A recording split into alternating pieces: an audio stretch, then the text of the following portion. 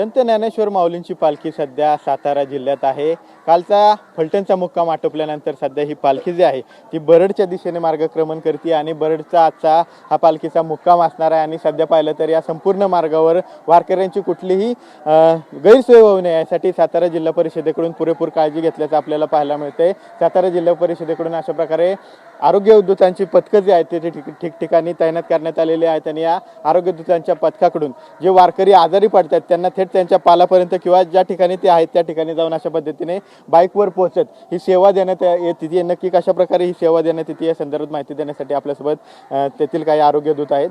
कशा प्रकारे तुम्ही ही सेवा देताय? आरोग्य दूत हा संकल्प 2022 पासून महाराष्ट्र शासन आरोग्य विभागाने राबवला आणि आरोग्य दूतमध्ये 2 कर्मचारी असून एक प्रशिक्षित डॉक्टर आणि एक गाडी चालवणार असे 2 सुपरवायझर लेवलचे कर्मचारी असतात।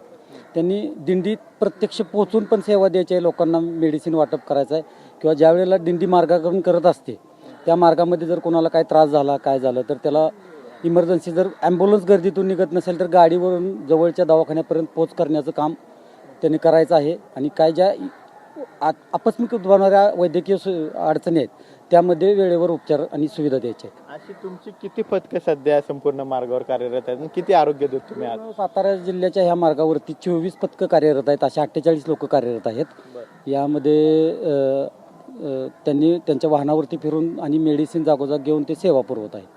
आपण पाहतो की जवळपास 24 पथकं म्हणजे 48 जण टोटल आरोग्य दूत आहेत आणि सर्व 48 आरोग्य दूत ठिकठिकाणी जाऊन ही आरोग्य सेवा जी आहे ती वारकऱ्यांना पुरवत आहेत। खरं तर गर्दीमधून मोठी ॲम्ब्युलन्स जी आहे ती वारकऱ्यांपर्यंत पोहोचू शकत नाही, त्यामुळे तात्काळ पोहोचण्यासाठी अशा प्रकारे या बाईकचा वापर करण्यात येतो आणि या बाईकद्वारे तात्काळ त्या संबंधित आजारी रुग्णापर्यंत पोहोचून वारकऱ्यापर्यंत पोहोचून हे आरोग्य दूत जे आहे ते आपली सेवा देत असल्याचं आपल्याला पाहायला मिळतं। कॅमेरा पर्सन गणेशसह विनय जगताप, TV9 मराठी, बरड, सातारा।